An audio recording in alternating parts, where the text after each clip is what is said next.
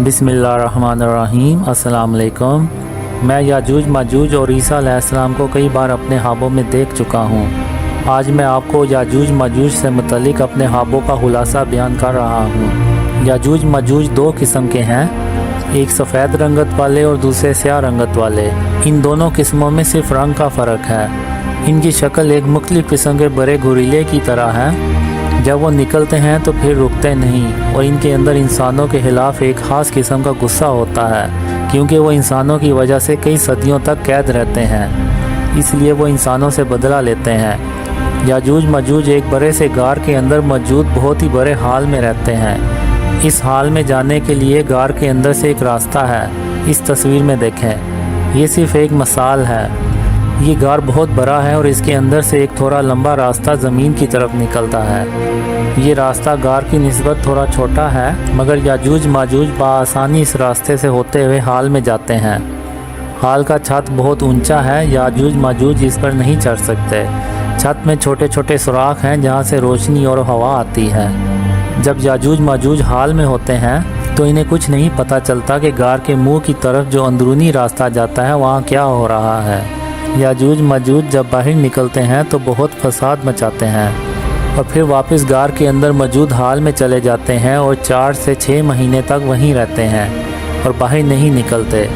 और यही वो वक्त होता है जब ज़ुल्कुरनैन पहले गार के अंदरूनी रास्ते को आर्जी तौर पे बंद कर देते हैं और फिर ज़ुल्कुरनैन आराम से गार के मुंह पे धात से बनी मजबूत दीवार को तामीर कर लेते हैं। इस धाती दीवार को बनाने में 6 साल का अरसा लगता है और फिर याजूज माजूज इस दीवार को नहीं तोड़ सकते और इस गार में कैद हो जाते हैं।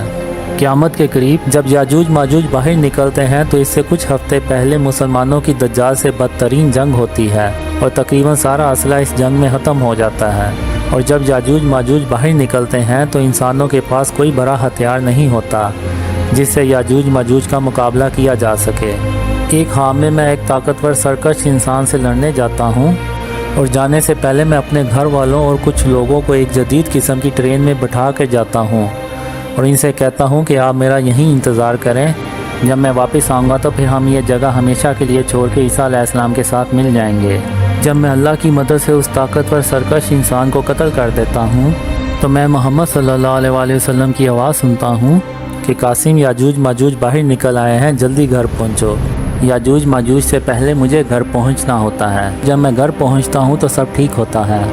मैं लोगों से कहता हूं कि आप सब होशियार रहें, याजूज माजूज बाहर निकल आए हैं, वो हमारी ट्रेन पे हमला कर सकते हैं। मैं ट्रेन को चला के उसके छत पे चढ़ जाता हूं ताकि अगर याजूज माजूज ने हमारी ट्रेन पे हमला किया तो मैं इन्हें अल्लाह के नूर से ख़त्म कर दूँगा। अल्लाह का नूर मेरी शहादत की उंगली पे ज़ाहिर होता है और रास्ते में 4-5 सफ़ेद रंगत वाले याजूज माजूज के अफराद हमारी ट्रेन पे हमला करते हैं। और जब मैं याजूज माजूज को देखता हूँ तो मुझे ऐसे लगता है कि ये आसमान से उतर रहे हैं। ये बहुत खौफनाक आवाज़ निकाल कर और बहुत तेज़ी से हमला करते हैं, मगर जब मैं अल्लाह का नूर याजूज माजूज पे फेंकता हूँ तो वो हवा में ही मर जाते हैं। एक ख्वाब में मैं देखता हूँ याजूज माजूज बहुत तेज़ी से भागते हैं और ये छोटी छोटी छलांगें लगाने के बाद एक बड़ी छलांग लगाते हैं और हवा में एक ऊंची छलांग लगाकर हमला करते हैं ताकि किसी को जवाबी कार्रवाई का मौका ही ना मिले।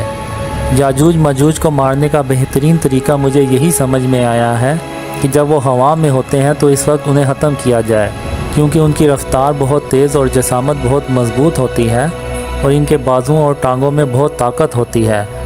रास्ते में एक जगह मुझे कुछ लोग नज़र आते हैं। मैं वहाँ रुकता हूँ ताकि इन्हें भी ट्रेन में बिठा लूँ। मेरे साथ मौजूद लोग मुझे मना करते हैं कि यहाँ रुकना ख़तरनाक है, मगर मैं कहता हूँ कि शायद मैं कुछ और लोगों को बचा सकूँ। जो ही ट्रेन रुकती है तो स्याह रंगत वाले याजूज माजूज हम पर हमला कर देते हैं।